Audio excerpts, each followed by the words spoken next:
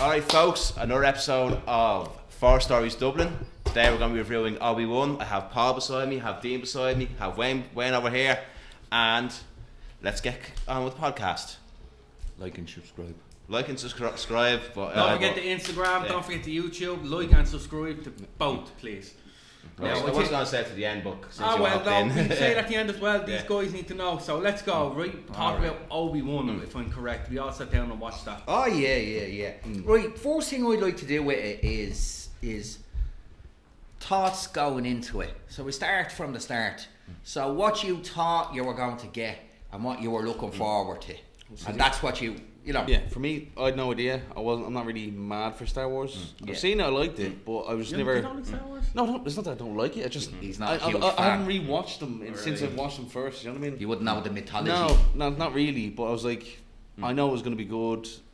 You know, I didn't go in expecting a lot. You know what I mean? I didn't see the Mandalorian one or anything I never like watched that. that. No. Yeah. Okay, so you kind of what you were kind of. I just went in with just okay. Let's see what happens. You know, Open eyes. Yeah. Where were you on it? Realistically, I was expecting so much more. Let's be honest, right? Seeing Hayden Christensen, I knew Ewan McGregor was coming back for. I was like, right, happy days, yeah. Then I seen the rumours, Hayden Christensen might be coming back. I was like, right now you're talking. Hayden Christensen came back then. It was it's down to it, yeah. So I was expecting to see a lot more of not just Darth Vader, but a lot more of Hayden Christensen's Anakin. Yes. But okay. So what was your thoughts going into it? My thoughts going on was like, I thought like Obi-Wan would be more like, you know, using lightsaber more. I didn't think it'd be more like John Wick. Obi-Wan, I thought it'd be more like still with the Force. I didn't expect the actually a good description. Yeah, I like that as well. Yeah. I didn't expect him to be like not in touch with the Force, like more or less trying to avoid the Force or whatever he says he was. So you were expecting Obi-Wan from the Clone Wars, were you? Clone Wars, yeah. A bit more lightsabery. Yeah, well, I'll be honest with you on my thoughts. I was a bit afraid because Kathleen Kennedy got heavily involved in this one.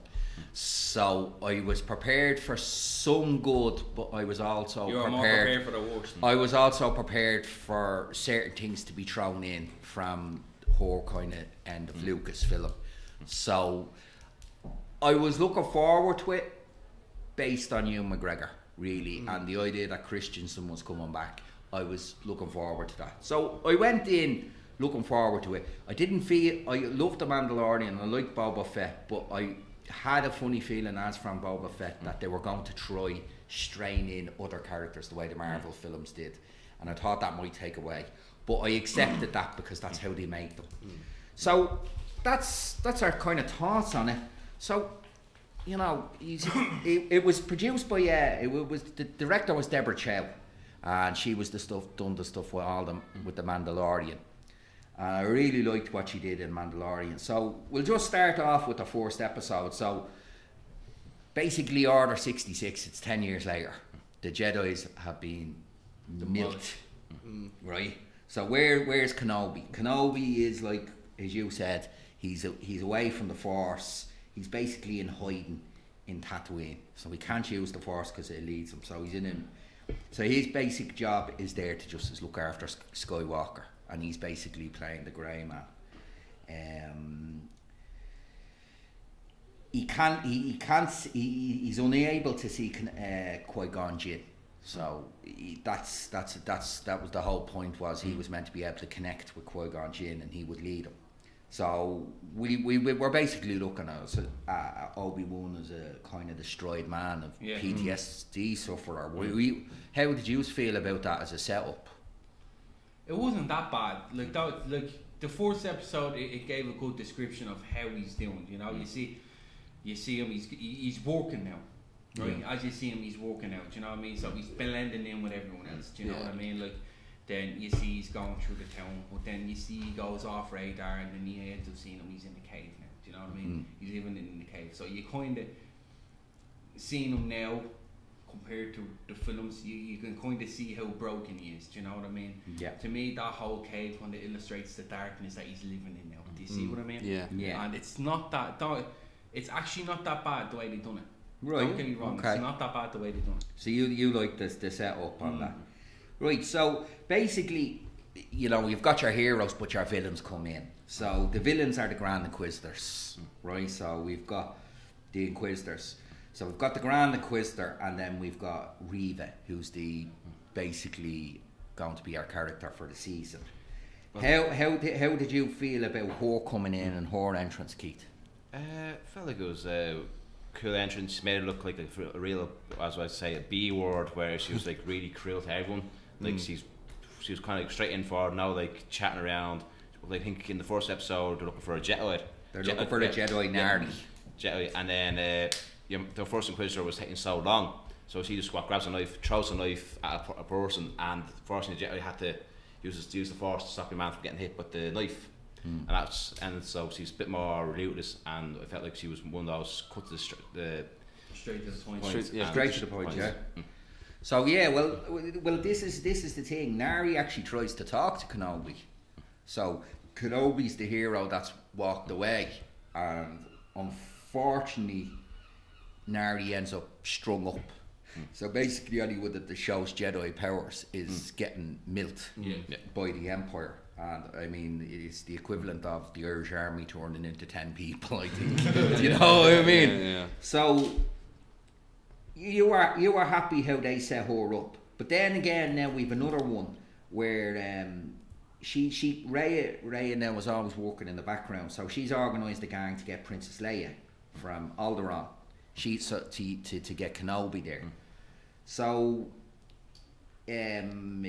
he basically agrees to rescue Leia, but the conflict of interest in this is that he's meant to be looking after Luke and watching him from the distance. Yeah.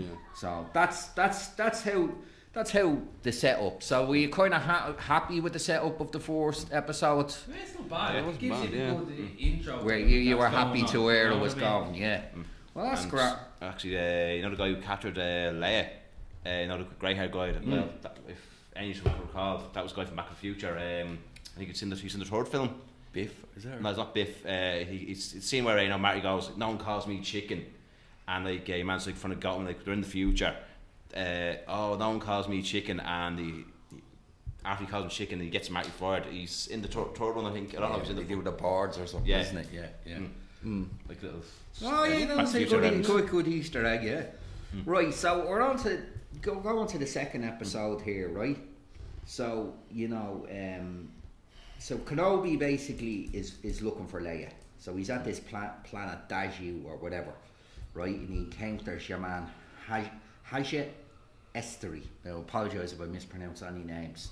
So he's basically a con man pretending to be a Jedi. Yeah. Basically, like a fake sight, Like a classic preacher. Scammer, Like, yeah. oh my god. Little scammer, like, yeah. Scammer, yeah. So how did you feel about the second episode and where it was coming? Did you like that dude? I've seen him in Immortals. I didn't like the Immortals, but I like him. Oh, I like him. I knew immediately. I was like, okay, it's gonna be good. I'm gonna get in for a few laughs here. Yeah. But I was like when he goes, oh, there's a Jedi here, blah blah. I was like, oh. And Don't miss the hook of it. But I knew instantly. I go, there's no way. I can't take him serious as a Jedi. If he was a serious Jedi, I was like, no. It was good to have that. He's a great character. So Yeah, that's good. Yeah. Right, so basically the Inquisitor, the Grand Inquisitor, who's basically he's doing the job for Vader, and he has a little team, and he's put the city down on lockdown. But Raya disobeys him. So this is a sign that him and the Grand Inquisitor are constantly, or and the Grand Inquisitor are constantly going against each other. And she puts a bounty on Kenobi, causing mercenaries to attack the city. They attack the city, him and Leia. So this kind of leads That's us. like to get it. That's the whole getaway look. kind Yeah, of the thing, wasn't getaway scene, right? Now you do have to remember Kenobi doesn't have his powers the same way he does. Yeah. And he's not whipping out So light. it's like a whole new trial run, like, you know. It's a whole new trial run. So And that's where I said where it's more like John Wick. Yeah. When he yes, says, yeah, exactly. Like so, basically, like he escaping to the roofs. The mercenaries try and kill him. Leia isn't sold on him. She isn't sold on him. But she jumps off a roof, but it's the first sign we see of Kenobi actually using the Force. Yeah. So that's where she basically thought he was had no respect for him. Now she realises he is. I think he kind of surprised himself in that sense as well. Do you know what I mean? You see, the whole thing with the Jedi is compassion. The Grand Inquisitors knew if they knifed somebody in public, that the Jedi would defend it, and defend the help. So his mission was to stay grey and protect Luke. So he was trying to not blow his cover. You know what I mean? So that was him sort of blowing his cover. This is him opening himself up. But what did you kind of thought it was a very John Wick scene, did you? Yeah, it's from all the gunfighting and like even there, what you call it? I think that's actually in episode 3. It's where I think it's second episode. Second episode is where they're on the truck and they're being brought to a battle of the border. Actually, I think with the fat alien fella, I think he's supposed to be JD from Scrubs. The fat alien. Really? I think it was him. It was someone famous he mentioned. I could be wrong. He sounded familiar, but I was like, I could be wrong, but I did mention someone familiar. But I thought that scene where he at the borderline, I'll call it borderline because I'm not too sure. I thought it was more or less such John Wick, where it's like he was shooting everyone and your man falls into the laser and chops him in half. Well, that's cool. That's cool, right? But anyway, Haji, we think was a prick, but it actually turns out he's not that bad of a guy. So he helps them escape. You know, he's a scoundrel, but he's a scoundrel with a heart. He helps them escape. But Riva and Kenobi are having an exchange. So he's basically said, Anakin is still alive and he is Vader. You know what I mean? Which is a big shock to Kenobi, because he's been under the illusion that he's gone. So then we have to finish out the episode. Really, the Grand Inquisitor basically corners Riva and she basically stabs him. Do you know what I mean? So the ending of the episode is it's basically Leia and the fighting between the problem with the Sith is they screw up each other over. So that's where the Jedi get their advantage. So here Leia and Kenobi escape, but Vader is coming in now. So that's where he's in the tank waiting for them. Like, I would like to mention now when Riva stabs the Inquisitor. Like, that already revealed a big spoiler that the Inquisitor was coming back. So if I don't know, there's a animated series where the Inquisitor, where the creator said, "Oh yeah, the Inquisitor's gonna be still around," and there's an animated series that takes about a few years after the Defense of Obi-Wan. So the Inquisitor's still alive. So I think that was a big bit of a blow where you know what's gonna happen to the Inquisitor in the future. I think Keith is exposing, and I think that's something we could talk later about. There was a lot of people that we knew weren't going to die in it because they were safe characters, as in they had to be safe for the future of the story. I think that was the advantage of the Mandalorian, that they were going ahead. But so season 3 is where I think, or episode 3 is where things start getting kicking into it. So we're in Mustafar, which is that fiery lad planet. That's the one with Obi-Wan, him and all. No, that's where that's Vader's base. That's Vader's base, right? So he basically wants Riva to find Kenobi, and she'll make him the Grand Inquisitor.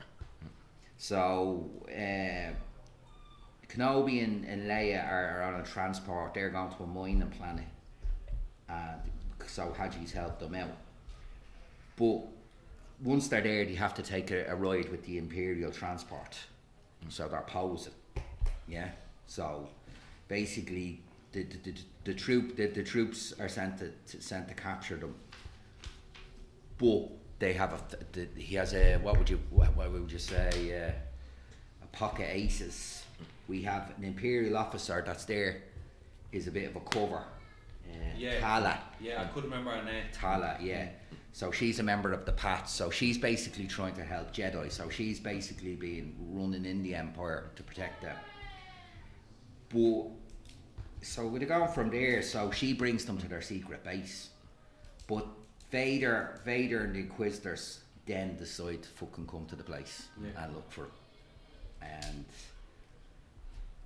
his idea, Vader is trying to work on the idea that Kenobi's compassion will draw him out. So he's basically causing problems, right? So Kenobi sends off Leia and Tala ahead. He wants to cause a distraction, but he's confronted by Vader. So this is the first time Obi-Wan has is seen Vader, knowing he's Anakin, and basically gets his arse whipped. I thought it was fucking brilliant. Now coming toward that end of the whole series itself, you're hoping, right, you've seen this, or you're hoping more comes into it, more conflict comes in between them two, yeah. But I thought if there wasn't going to be, I thought, right, and that was perfect, you know, because just the whole part of him just being dragged into the fire itself, I was looking, I was like, you're fucking joking me. You're joking me, like, do you know what I mean? But I thought it was brilliant. It's brilliant the way it done it. I that was Anakin getting his revenge. You bored me, I'm going to make you know how I feel, and that's what we have with Vader. Vader is very much a twisted individual. But he started killing people before that bit, though, didn't he? He started trying to. His dark side had. And he chokes them to death, doesn't he? If I'm right, But one that knows there is when he was getting dragged through the fire, his escape plan, Obi-Wan, was it a bit obvious or not obvious, but a bit too simple? Because I think your one was I can't think of her name now. Talia. She just shoots at what was it, Vader in the scene. Shot Vader. And then Obi-Wan's able to escape. Like after one, she shot him, and someone shot him. She just crosses a distraction. Yeah, and then Talia runs down and grabs Obi-Wan, and she takes him out. This is where it's kind of a run and chase constantly in this season. It's a real cat and mouse game. But Leia is then captured by Reva because of her trying to help Kenobi. So I think it always comes down to, in this series, who do you save? That seems to be it. So anyway, they're heading on to season 4. Or episode 4, sorry. They've escaped Vader. They arrive at the Path facility, and then Leia is being held by the Fortress Inquisitors. How did you feel about that? Because they said there was a big turn off on the screen because people didn't like seeing a child in the captivity and being tortured.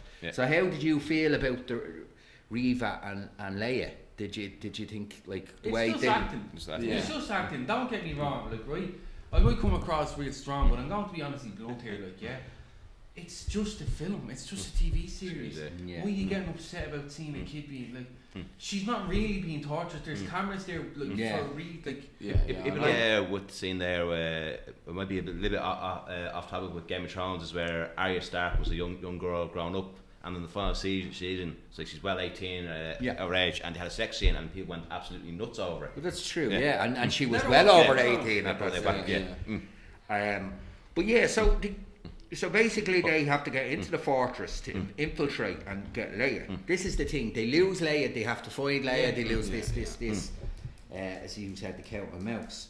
But here was the big one I thought now for like future seasons. Kenobi discovers a trophy room with preserved corpses of the Jedi. So this is from Order 66. So I think that is how they were. I think that was for cloning purposes. There's actually a little story from the prequels, but people are saying, when Obi-Wan sees in the tomb the kid, apparently the rumour is the kid in the tomb is supposed to be, where the kid goes in the prequels to Anakin. Anakin, there's too many of them, what are you supposed to do? They're saying that's that kid from... It looks like him, doesn't it? But anyway, Tala's cover's blown. She's not she has to escape. So she meets Roken, who's Ice Cube's son. There, and he's kind of basically Ice Cube? yeah, he's Ice Cube's son. He's actually quite good. He's in Straight Outta Compton, wasn't Yeah, he played Ice Cube in it. Yeah, Straight Outta. I didn't remember ever seeing him. Yeah, he's good. I think he could have gave him more, but anyway, they've rescued. Fertala broke her cover to rescue Leia, right? But there was a whole exchange between the two. Now, I wasn't really a big fan of the exchange. It never felt like it had stakes. But she left her with her little droid. Actually, I want to say a little reference to the droid. What's the character with the original Leia? What's her name again? The girl, the woman who played Leia, the original Leia. Carrie Fisher, was it? Carrie Fisher, yeah. Carrie Fisher. That little droid, I think. What was the little droid's name called?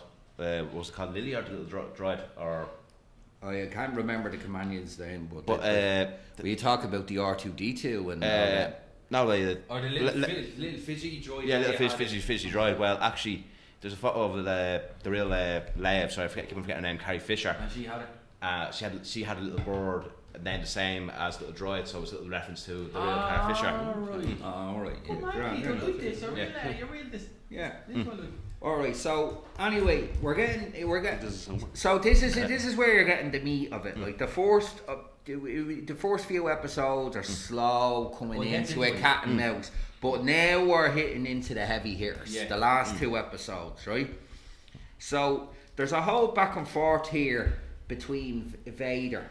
So he's reflecting on his lightsaber training with Kenobi to the Clone Wars. So I think through a whole episode we see that was the them as younger memory men. thing, wasn't it? Yes. That was brilliant, and that's something I was really looking forward to seeing. You know, because when I seen Hayden Christensen was coming into it, I thought, going back onto the prequels, I thought he was a fantastic actor. You wouldn't have casted anyone better. And people slated Revenge of the Sith and all, right? I don't understand why now. It's a quick point I'm going to make now, right? I don't understand why people slate it, to the fact of like it's Anakin's story in it. Yes. It's not about this whole bullshit. Like it's all about Anakin's story, and from start to finish, you slowly see how darker and darker he gets, and that's what I love about that movie. Yes, That's what I love, yes. and the fact that you see him in this, right, and the two of them are fighting and all, and I think this is meant to be after the Clone Wars, in between Clone Wars. No, and I Revenge think of the this Sith. was in the middle of when the Clone Wars. So that's what I'm whatever. saying. It's great with the fact when they done this because you see them nicely fighting. They're just training and all. But Anakin gets that little bit of darkness into it as to where he needs to be a bit better than Obi-Wan, and he was willing to kind of kill him there in that bit. Is what he always wanted to go for the win. Do you know what I mean? He would sacrifice everything for the win, and I think that's the difference in the characters. I wish we saw a lot more of that Anakin in it, more so than Vader, because would have been. You don't see much of Hayden Christensen. No, I do think they were trying to think, but in fairness, the two of them, I thought their fight was brilliant. They did de-age them the whole lot, and the hairs are a bit different from the prequels, but that didn't upset me. But while this is going on, that's a back and forth through the episode. We have like basically they're at the base, and they come under fire. So for to stall for time, he has Reva there. He's talking and he's talking to her, and the reason she knows. So we basically get the reveal that Reva was a youngling that was at the Jedi Temple and survived, and he knows that. So we've now he's basically trying to get her to kill Vader. You know what I mean? But she's using Kenobi to do that. So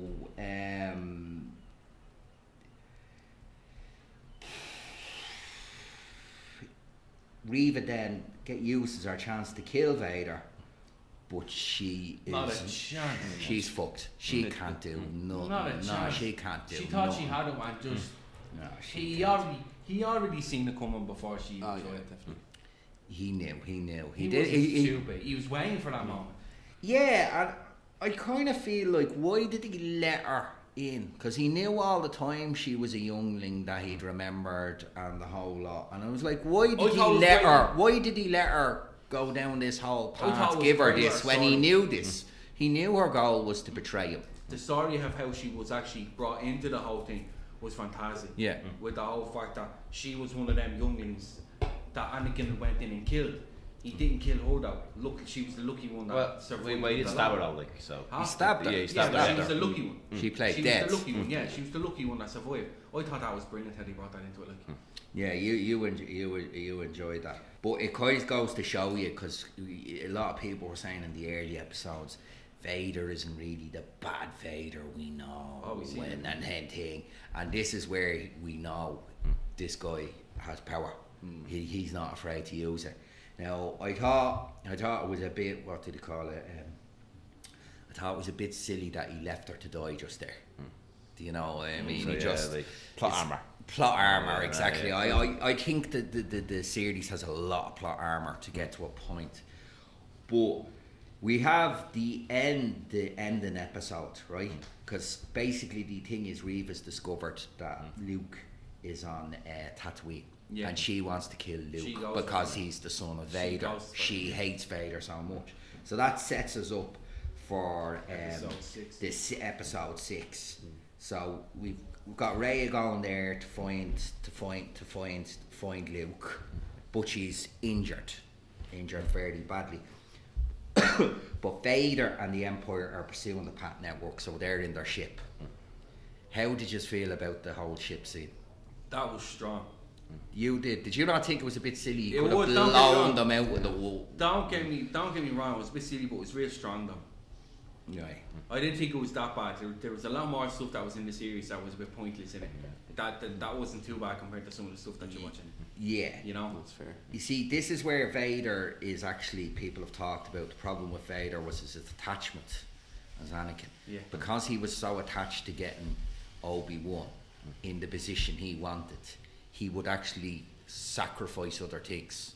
He could have knocked out so many Jedi beings or Force sensitive people there, but he only wanted Kenobi. Yeah. That was his hatred. Yeah. Do you know that way? So basically, you know, Kenobi said he gets from the group to save the ship. Now, I do think they could have sent Starfires out of that and just milked it, but he decides to go down to big bad villain and go down and face Kenobi, who's gained it. So how do you feel about the battle between them two? Now, not the way you kind of split for a bit, like you had them fight and then the split annoyed me, and then Obi-Wan went and you thought, right, fair enough, he's kind of got away. Look, I thought that was it. I thought that was the fight scene. They're done. Yeah. But then it kept coming and going, and I was like, it's actually not that bad. And then it came to the point where he whipped the bleeding whole of Vader, like, and I was like, that's not a bad way to end it, you know. And then, as you see, it gets emotional for Obi-Wan, and you know, it gets really emotional. He's broke his mask. He sees Anakin's face for the first time since he last looked on when he was born. Yes. You know, so it's the point where Anakin's speaking to him, and he's like, I'm not your failure," and all this. And but as he's saying that, and now I've watched little clips of this. It shows in the, like, if you actually watch him and he's talking as Anakin, and he's trying to explain to him, look, sorry or whatever. Yeah, it's the face that's part of it that's broken. You can see his face, but it's all colour. It's grand.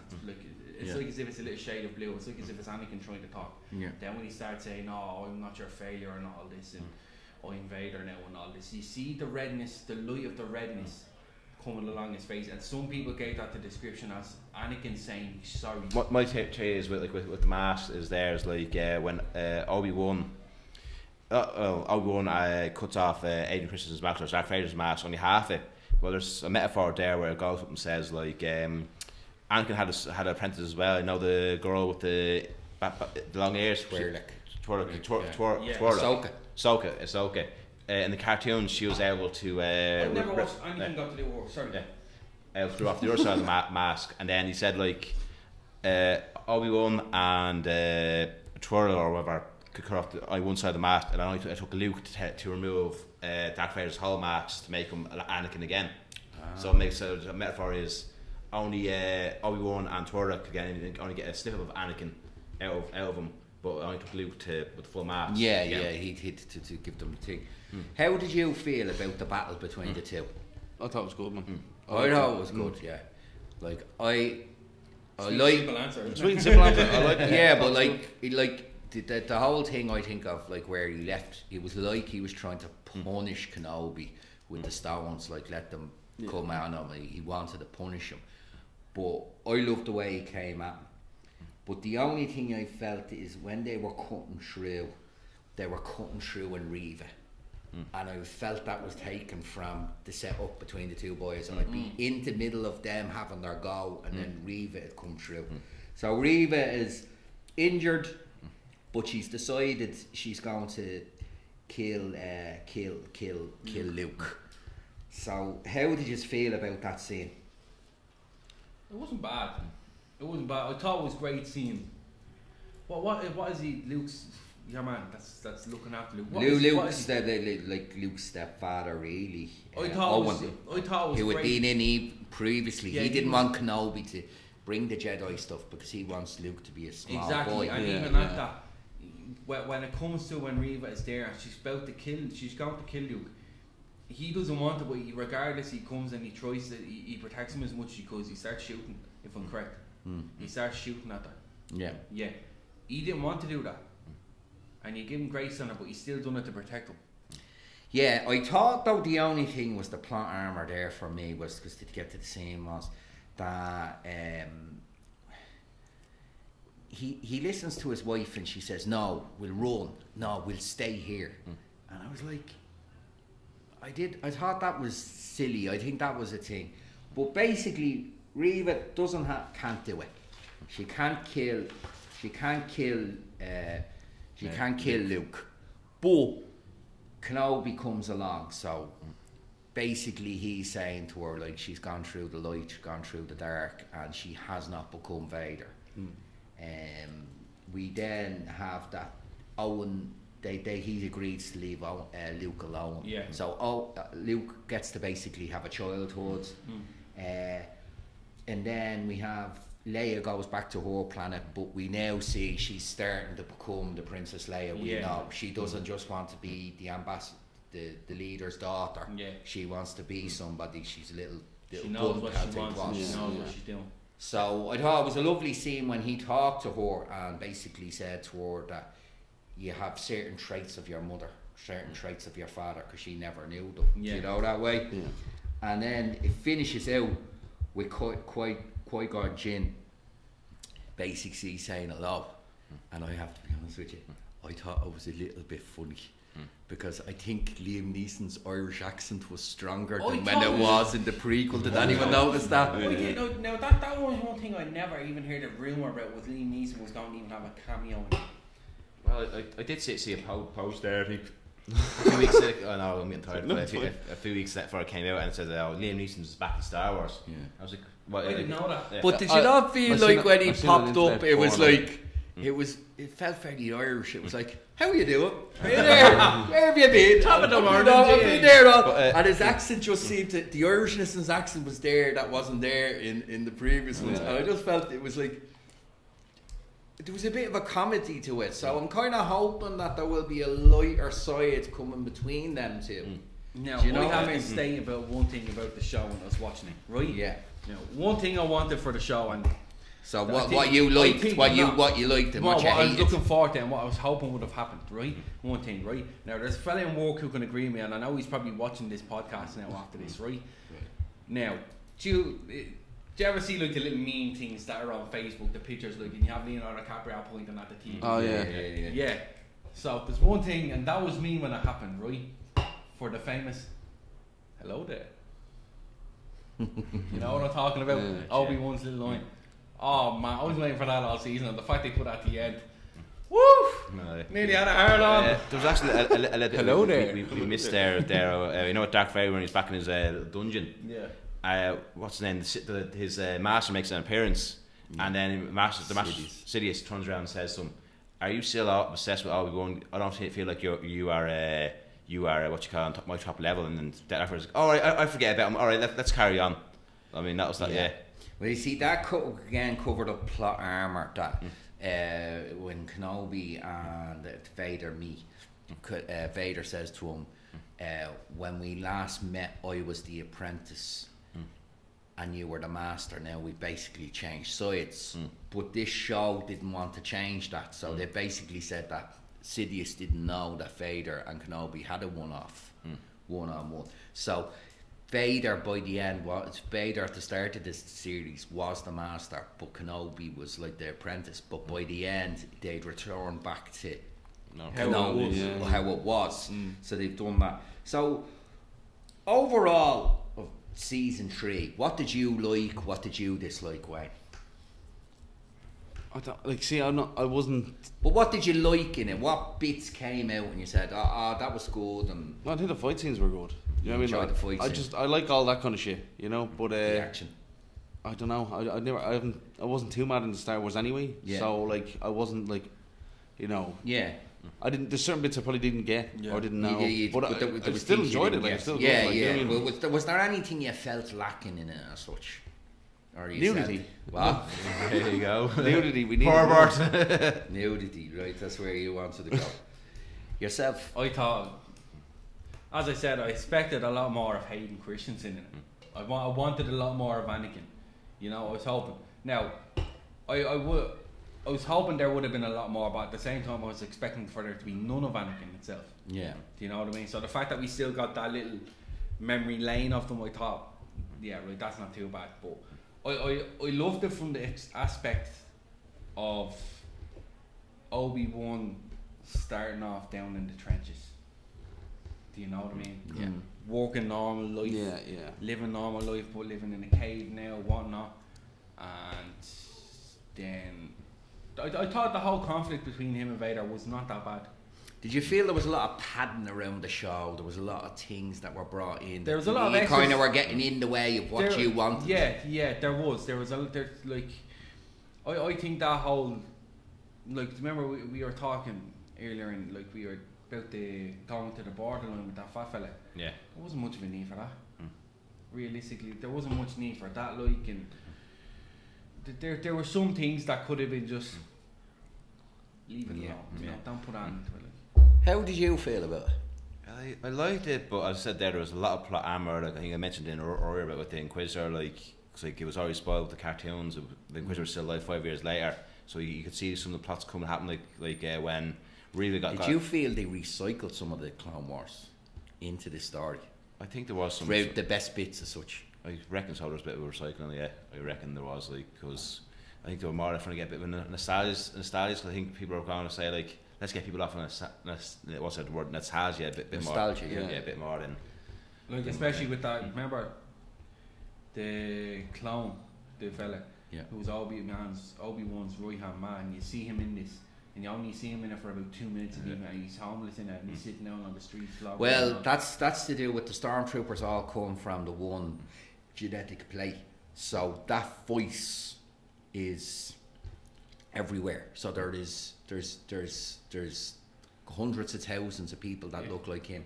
Do you know what I mean? Like, we're near Talas Square. If this was the Star Wars world and they were deactivated, like would have been taken down from the military because they aged quicker. There'd be basically loads of them. There'd be one walking behind the counter, one fella serving you ice cream, someone getting the ice cream. You know what I mean?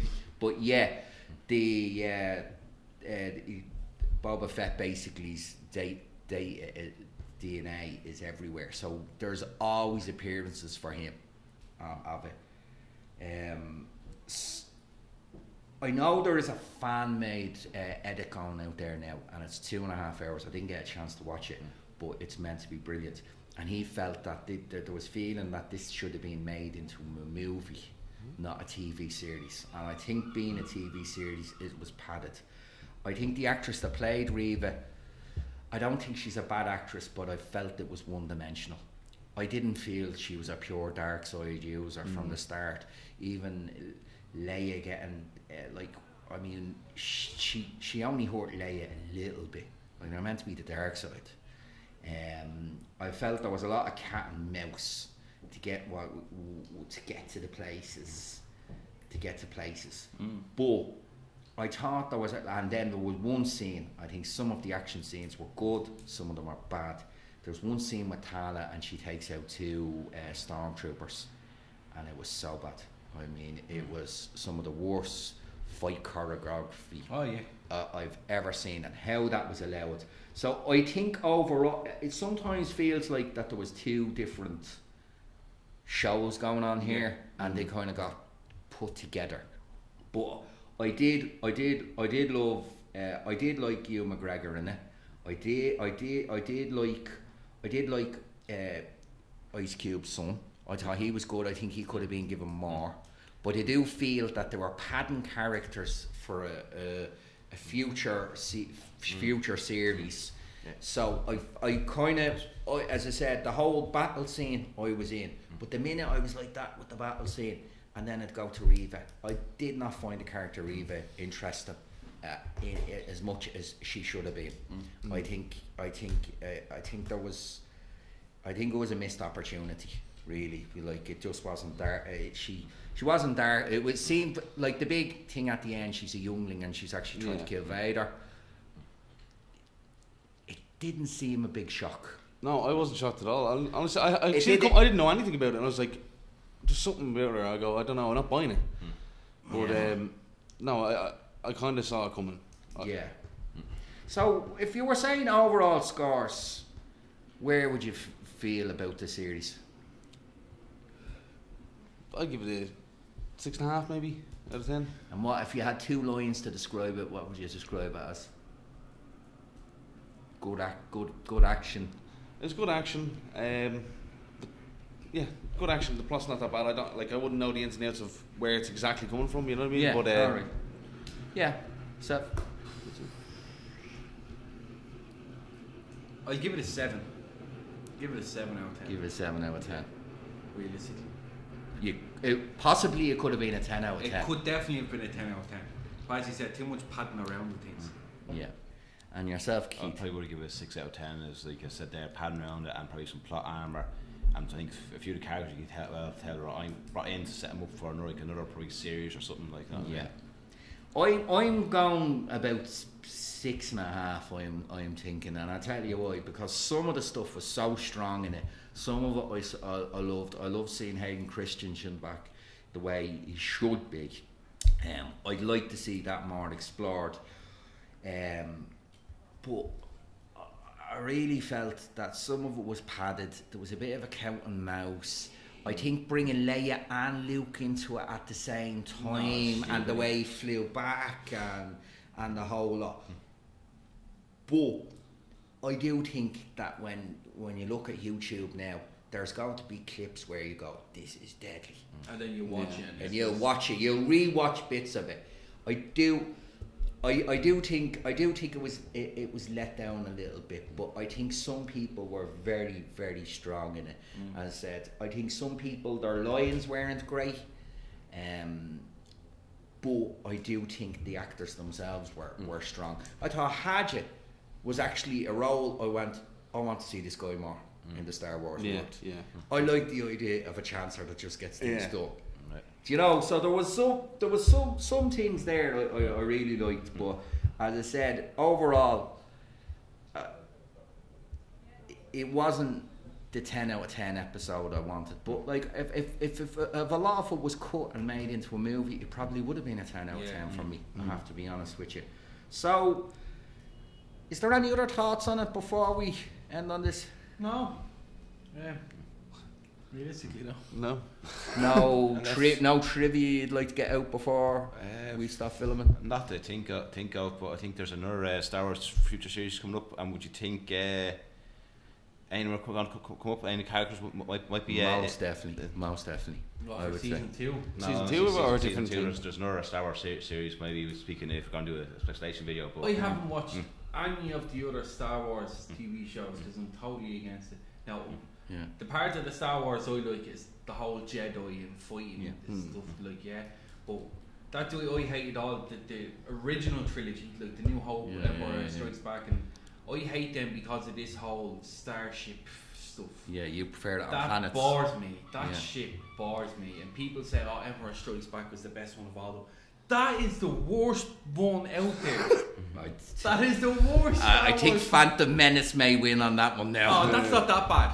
That was that bad. They brought Put it Anakin in this too way. young. Put it this way: if right, say you didn't actually start with 4, 5, and 6, okay, the whole franchise, and you did it from 1, 2, 3, 4, 5, 6, it wouldn't be that bad. Well, my overall feeling is the problem is there was a lack of stakes. We'd Grand Inquisitor being stabbed coming back. Rhea's being stabbed 2 times with a lightsaber. It felt that like Obi-Wan couldn't die in it. Leia couldn't die. Dragged through the fire, and But there you was couldn't die in it. Not a thing wrong. But that's because he had the back to tank. But he got straight back out and ran around. Yeah, but Like a these Power Ranger. yeah, that's so I kind of think that like it could have been better. So we'll leave it on that anyway. We have our scores. So it wasn't a bad watch, but I just felt it could have been. I'd better. recommend it, but don't be too hyped to watch it. Yeah. All right. So we'll end on that one. As said, give us a like and subscribe. Yeah. And all that.